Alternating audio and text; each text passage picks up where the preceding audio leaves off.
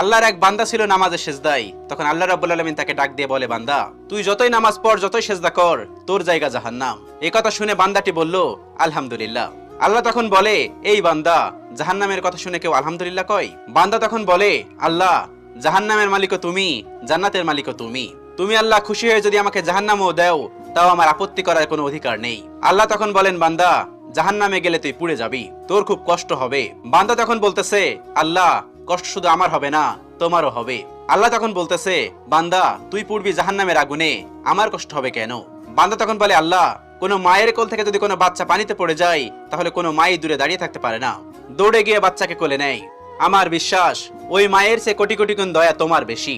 আমাকে জাহান্নাম দিলে তুমিও আল্লাহ শান্তি পাবে না। আল্লাহ তখন বলে, বান্দা, এই দলিল তুই কই পাইলি? বান্দা তখন বলে, আল্লাহ, আমাদের জাতির পিতা ইব্রাহিম আলাইহিস সালাম তোমার প্রেম মুখে নিয়ে যখন নমরুদের আগুনে পড়ে গেল, তার আগেই তুমি বলে দিলে